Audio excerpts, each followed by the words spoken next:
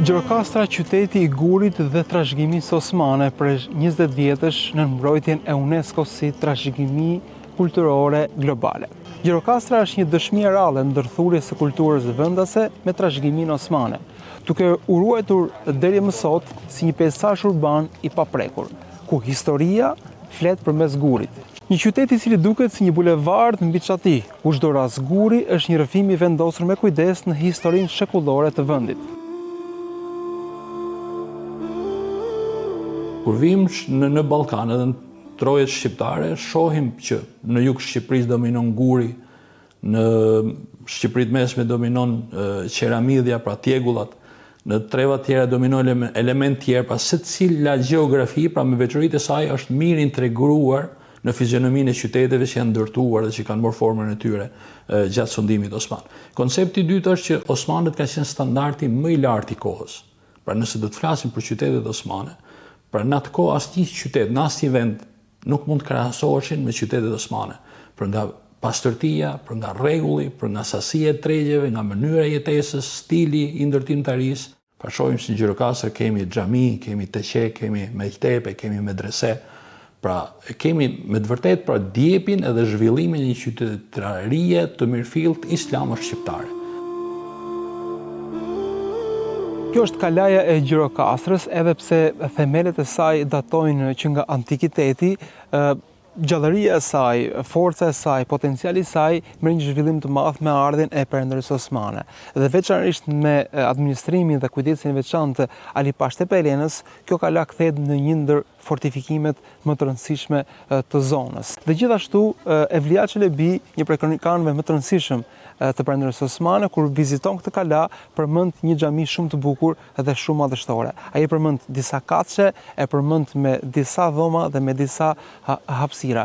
Një xhami ku sot kanë ngelur vetëm disa rënoja dhe duket mungesa e kujdesit pasi mungojnë tabelat dhe informacion mbi këtë xhami. Në kala, pra Evlia Çelebi thekson thotë në kala thotë qëndrojnë thotë janë 200 shtëpi që kanë një rrugë, pra një xhade përmesi, edhe një xhami e ndërtuar nga Sultan Bayezidi. Do dhemi në kalan e Gjirokastrës dhe pikërisht në xhaminë e vjetër të kalas. Tashmë e rënuar, jemi në rënojat e xhamisë së vjetër të kalas së Gjirokastrës, është një xhami që përdorej për garnizonin ushtarak, për administratën. Tani e rënuar është një xhamit më të vjetra, flitet se ka qenë shumë xhami e bukur, po shpresojmë që një ditë të rikthehet në gjendjen e mëparshme. Kjo ka qenë një zonë e banuar dikur.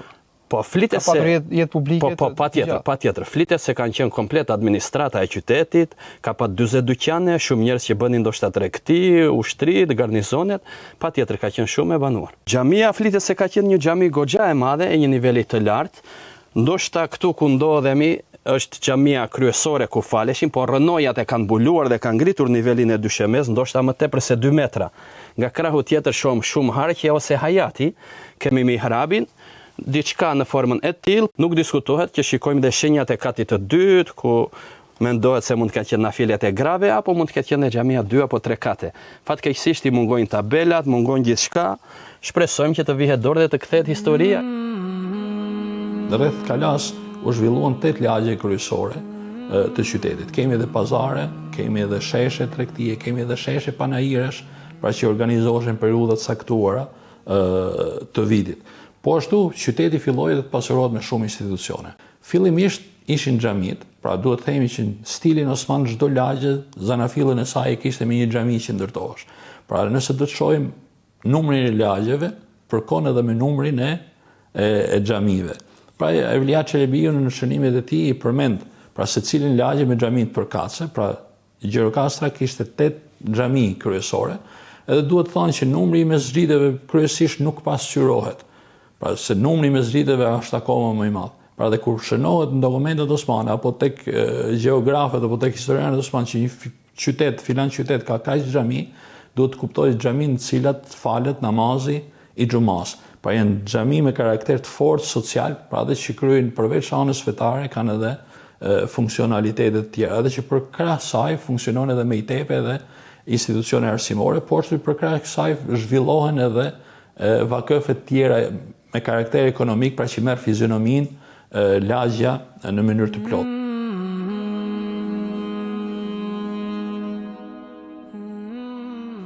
Evlia Çelebiu përmend një numër të madh medresesh, po ajo që është më interesante është se tre prej tyre i përmend si medrese të hadithit. Pra duhet të theksojmë se në perandorinë osmane kanë qenë përhapura shumë Darul Hadith dhe Darul Quran, pra që po t'i përkthesh në medrese speciale të hadithit, edhe medrese speciale të leximit të Kuranit. Edhe fakti që i thekson që janë 3 medrese të tilla në qytetin e Gjirokastrës, do thotë që kjo zonë, pra ky qytet ka pas një interes të jashtëzakonshëm për diturinë.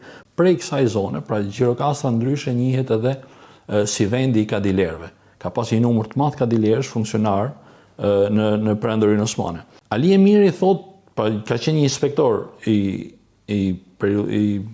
shtetit osman, vilajetin Janis, në fund shekullit 19, kur përmend Gjirokastrën thotë që ai që është interesant thotë në Gjirokastër thotë ka një numër shumë të madh poetësh, pra që shkruajnë poezi.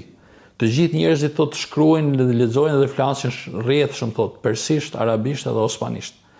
Dhe ai që e thekson është se shumica e njerëzve dinë me mira vargje përmendesh të poezive. Qofshin nga poezitë që kanë shkruar vetë, qofshin nga poezitë që kanë shkruar baballarët e tyre, po qofshin edhe nga poezitë që kanë mësuar nga poetët e njohur që qarkullonin në atë kohë. Pra që jep një pasurim të plotë për një nivel shumë të madh kulture.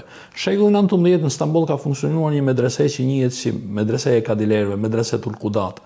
Unë kam bërë një listim për ku më rezulton që vetëm nga periudha 1858 deri në vitin 1916, nga qyteti i Gjirokastrës janë 158 persona të diplomuar nga kjo medrese. Pra që i kanë nxjerrë nga Sallame Ilmie që quhet, pra nga regjistri, pra i vjetari i Ministrisë Arsimit, nëse mund të përshtasim në Shqip.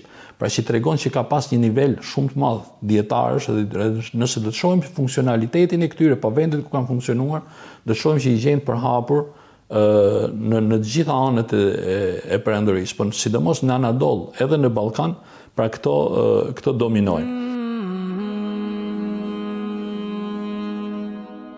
Kjo është xhamia e famshme e Pazarit, ose njohur ndryshe si xhamia e Haxhi Muratit. Është xhamia më e njohur dhe më e ruajtur e qytetit. Ajo ndërtuar në vitin 1757 nga Haxhi Murati, pasha guvernatori i Gjirokastrës, dhe ndodhet në zemër të Pazarit karakteristik të këtij qyteti. Arkitektura e kësaj është tipike osmane, me një sallë kryesore faljesh, me minaren e lartë prej guri dhe dekorime të brendshme me motive florale, që gjithashtu janë karakteristik e perandorisë osmane, e xhamive në periudhën e perandorisë osmane, dhe është një atraksion kulturor i pashmangshëm për çdo vizitor, i cili nëse nuk ka parë këtë xhami, nuk ka parë një pjesë të mirë të Gjirokastrës. Ajo që është karakteristike e qytetit të Gjirokastrës është ndërtimi i xhamijave, siç e thekson edhe Evlia Çelebiu, që thotë janë të gjitha me gur, edhe të mbuluara me rasa guri. Edhe 3 xhamit të cilat kanë ruajtur edhe funksionin e tyre kryesore, pra dhe që edhe Evlia Çelebiu përmend që kanë atë rolin e tyre kryesor, xhamia e Kalas, xhamia e Pazarit edhe xhamia e Teqes. Xhamia e Pazarit normalisht ka qenë më dominantja ndër xhamitë e Gjirokastrës, për arsye pozita që ka pasur në kryqëzimin e rrugëve dhe në pazar, po ashtu edhe në aspektin ekonomik ka pas shumë vakëfe. Pra, numri i dyqaneve dhe institucioneve ndihmëse që ka qenë vakëfe të kësaj xhamie ka qenë shumë i madh. Po ashtu dhe stili i cilin ka pas është me të vërtetë një godinë, domethënë pavarësisht është e vogël nëse si kubatura, është dominante edhe stili që ka. Edhe ajo siç e thekson edhe Evlia Çelebiu është që xhamitë në Gjirokastrë janë ndërtuara të gjitha me gur. Janë të gjitha mbuluara me rasa edhe kanë tavanet, shumica e tyre thotë janë tavane ndërrase, thotë që kanë zbukurime me lloj-lloj ngjyrash edhe shumë tërheqëse. Pra, këtu është stili i ndërtimit që po të shohësh përsëri Evlia Çelebiu, po thuaj që të gjithë ato që kanë vizituar Gjirokastrin e theksojnë këtë pra stilin e veçantë të ndërtimit edhe mjeshtrinë që kanë pas ato njerëz në ndërtimtari. Mund të bëj një lloj paranteze, po të shohësh në gjithë perandorinë osmane, shqiptarët kanë qenë dalluar për përdorimin e gurit. Pra, ai që njihet kallëdromi Arnaut për kallëdromi shqiptarëve ka qenë, po themi, stili më i përhapur në gjithë perandorinë osmane dhe kryesisht ustallarët dhe mjeshtrat kanë qenë nga jugu i Shqipërisë. Pra dhe siç e përmenda edhe në fillim që osmanët kanë respektuar gjeografinë, pa aty ku kanë zhvilluar qytetet kanë respektuar përveç traditës edhe elementet gjeografik, karakteristikat që ka ajo krahin. Pra po të shohësh gjithë jugu i Shqipërisë dominon guri, sidomos Gjirokastra. Edhe ai që është më bukur, më interesante që thotë që kur bie shi, thotë i gjithë qyteti merr një ngjyrë të argjend. Pra duke qenë se ishte i gur, i një trajçëm, i punuar mirë, edhe larja që krijonte dhe shkëlqimi pastaj i rrezëve diellit, me të vërtetë që jepte qytetit një pamje të argjend.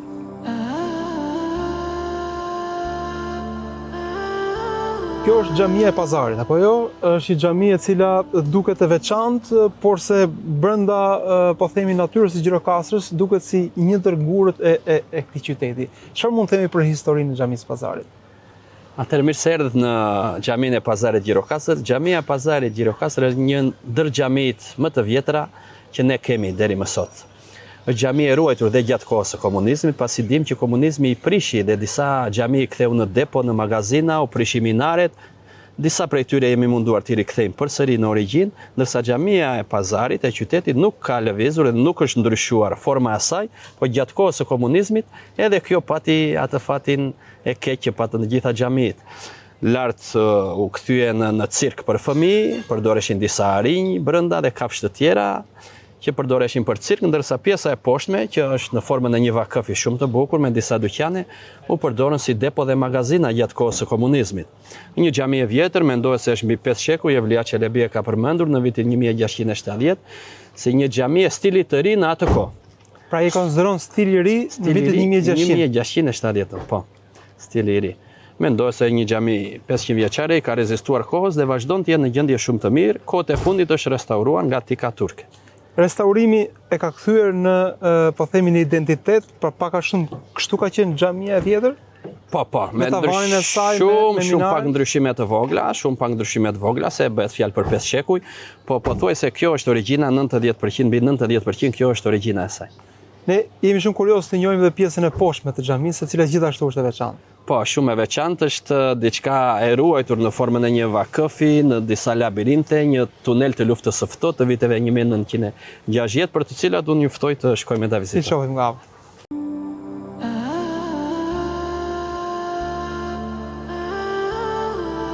Atëherë ky është kati i parë i xhamisë.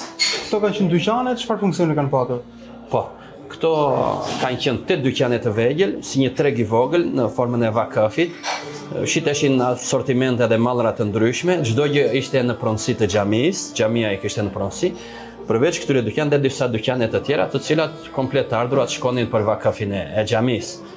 Gjithashtu në krah të këtyre dyqaneve ka përsëritë hyrja dhe disa dyqane të tjera kanë qenë pronë e xhamisë Pazarit. Xhamia e Pazarit ka qenë xhamit që ka pasur vakëfet më të shumta në Pazar. Pra të ardhurat e këtyre xhamie, të ardhurat e xhamive shkonin për davetin dhe për xhaminë e Pazarit. Flitet se ka patur një numër shumë të madh komplet Myftinia Gjirokastër, Komiteti Musliman ka patur shumicën e dyqaneve të Pazarit në pronësi, por siç e di me kalimin e periudhës komuniste ato u sekuestruan të gjitha dhe një pjesë shumë e vogël është kthyer për. Sa dyqane ka aktualisht, sa njësi tregtare ka aktualisht Myftinia Gjirokastrës, sa trashëgon për tyre? Për sa i përket dokumentave të para viteve 1960 të cilat nuk ishin sekuestruar nga komunizmi, bëhet fjalë për diku rreth 60 dyqane. Momentalisht janë kthyer diku te 15 dyqane. Pra bëhet fjalë 45 dyqane akoma Myftinisë Gjirokastër nuk janë kthyer. Ne shohim dhe një muze të vogël që e vizitojnë. Është i hershëm, është i vonshëm, çfarë? Jo. Ai është një prej hyrjeve sekrete të tunelit të luftës së ftohtë, i cili është ndërtuar në vitet 1960. Hyrjen kryesore ka nga bashkia e qytetit.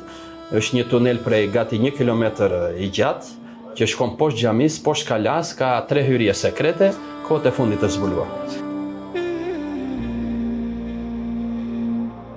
Në oborret e xhamiave, siç e përmend Evlia Çelebiu, tek xhamia e Pazarit, thot ndodhen të skalitur emrat e 700 shehidave thot që kanë rënë në betejën e Kandijes. Beteja e Kandijes është afër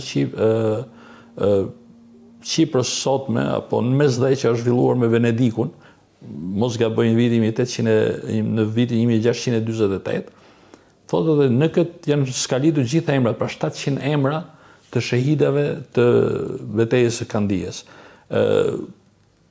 Ndoshta mund duket pa vend, por kjo ka qenë traditë, këtë e gjejmë edhe tek shumë qytete shqiptare, kryesisht në varrezat e lagjeve, që emrat e shehidave që binin në betejë të ndryshme skaliteshin, edhe ruheshin me gur varësh apo me pllaka guri, por ashtu e veçantë është sipas dëshmive që ka sjell Evlia Çelebiu, është se në qytetin e Gjirokastrës ndodhet një Nakibul Ashraf. Nakibul Ashraf për krahas gjithë institucioneve që përmend ai, domethënë lokale me këto funksionalitetet qendrore.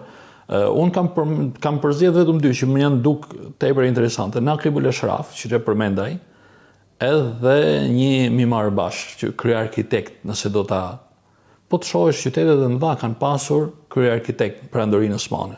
Pra fakti që në Gjirokastër ekzistonte një krye arkitekt do thotë që interesimi i madh dhe rëndësia që i kanë dhënë këta teknikës së ndërtimit, dhe kjo vjen ndoshta edhe prej funksionarëve lokal, kryesisht qeveritarët që kanë qenë edhe pashallarët, i kanë financuar ndoshta edhe si për ndërtimit që ato kanë zhvilluar.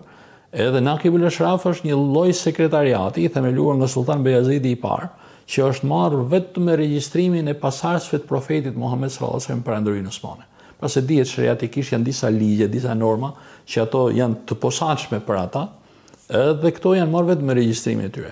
Fakti që Gjirokastër ka pasur një sekretariat, pra Nakibul Ashraf, do thotë që edhe prezenca e pasardhësve të profetit Muhammed sallallahu alaihi wasallam ka qenë një prezencë e konsiderueshme. Pra se nëse do të ishin 5-6 veta apo një lloj minorance, nuk do të kishte një sekretariat të tillë apo një zyrë që do të merresh me ta. Sa xhamia janë të restauruara dhe sa vizitohen nga turistët huaj? Po, momentalisht në qytetin e vjetër apo në pazarin e vjetës, në lagjet historike kemi 4 xhami funksionale të restauruara. Që xhamia e Pazarit? Xhamia e Pazarit, xhamia e Palortos, xhamia e Sfakës, xhamia e Dunavatit të parë.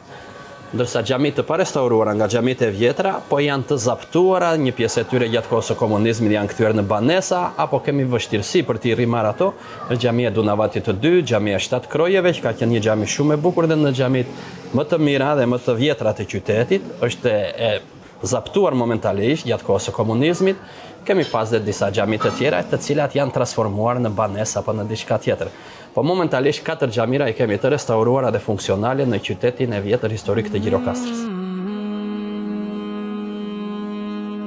Në zemër të lagjes Palorto, një nga më të mëdhat dhe më të njohurat e Gjirokastrës, ngrihet xhamia e Palortos, një monument që mbarth mbi 5 shekuj histori dhe kulturë.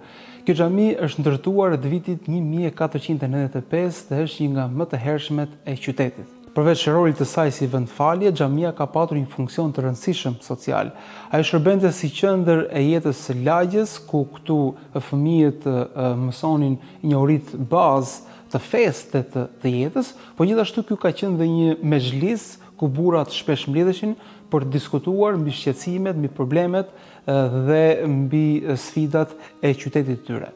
Edhe sot kjo xhami ka 2 funksione, kati i parë i saj është si një muzej trashëgimisë kulturore islame të Gjirokastrës, ndërsa kati i dytë është dhoma dhe pjesa e faljes. Le të ngjitemi ta shohim.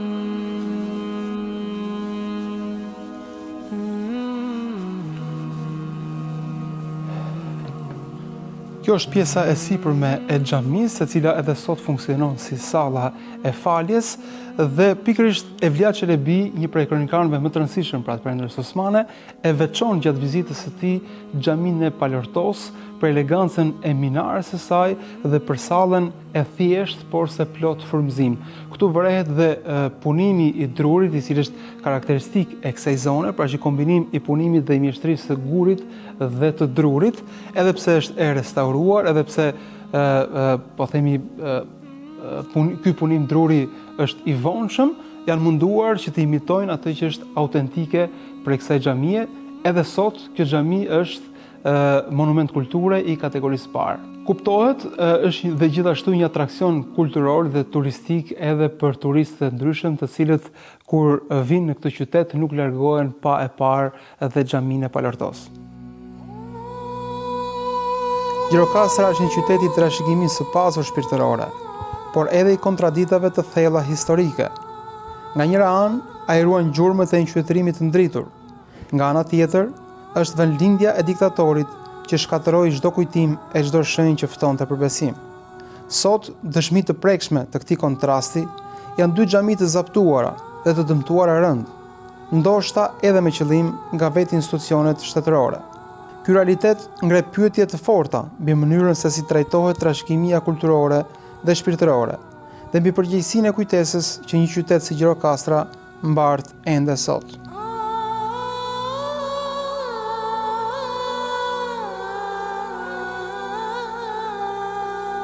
Një objekt tjetër i rëndësishëm i trashëgimisë islame të këtij qyteti është xhamia e 7 krojeve.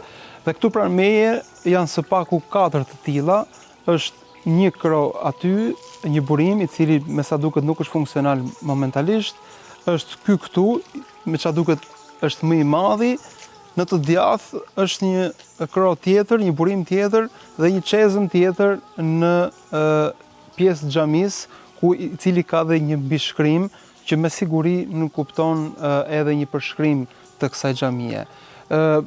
Për fat të keq, kjo xhami nuk ka marrë vëmendjen e institucioneve shqiptare për të restauruar, për të rijetëzuar, do ta pasuronte shumë këtë lagje, do ta pasuronte shumë këtë qytet dhe ajo që është më absurdja, kjo xhami vazhdon të jetë e zaptuar dhe të përdoret për nevoja personale, ashtu siç janë zaptuar shumë objekte dhe shumë vakëfe të historisë islame. Momentalisht ajo nuk ka një minare, momentalisht nuk ka asnjë tabelë orientuese, madje as në hartat online nuk figuronte prezenca e saj. Po ashtu që do të thënë që të gjithë udhëpërshkryesit e përmendin që Gjirokastra karakterizohet nga një klimë shumë e pastër, edhe ujë i kulluar. Pra Evlia Çelebiu përmend thotë janë 5 çezma të mëdha, thotë me ujë të bollshëm.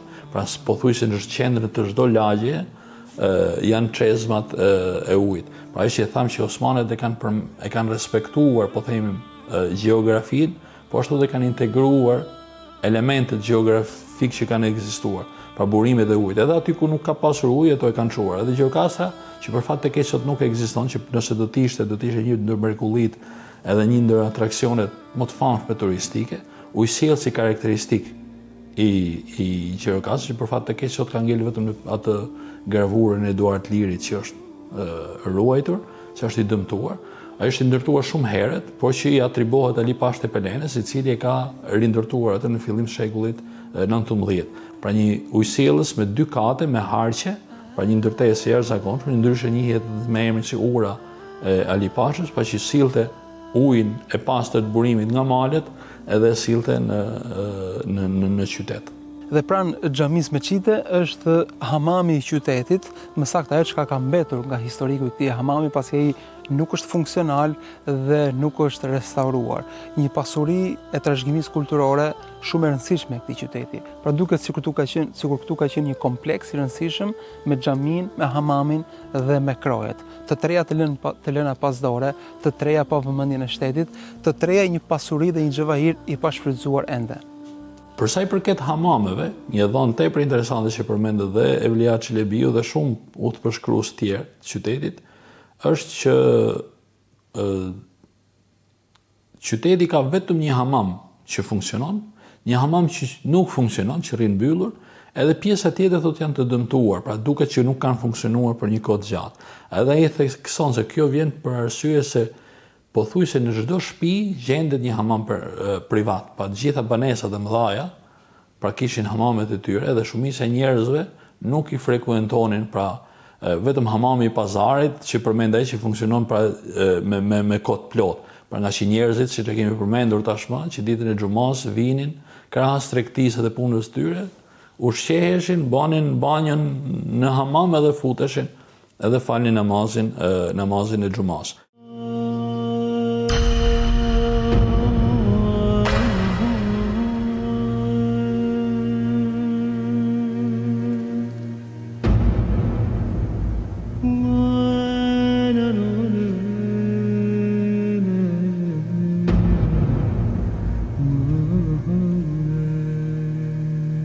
dikur xhami, sot stall kuajsh.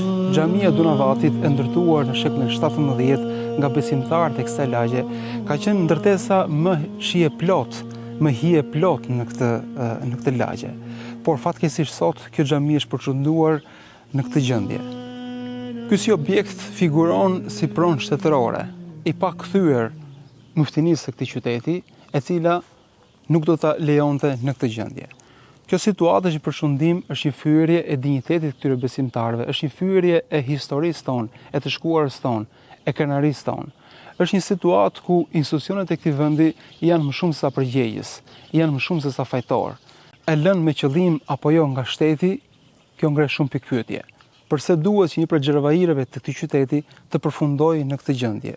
Siç thash, kati i parë një stall kuajsh, kati i dytë një ish kopësh i braktisur, i cili gjithashtu është në një gjendje të mjeruar. Në një kohë kur promovohet turizmi, në një kohë kur promovohet krenaria dhe identiteti jon si shqiptar, në një kohë kur e shkuara jon na bën krenar, në një kohë ku kjo e shkuar gjithashtu sfidohet jo nga pak qarqe, një xhami e lënë në këtë situatë është një krim, ndoshta edhe i pafalshëm.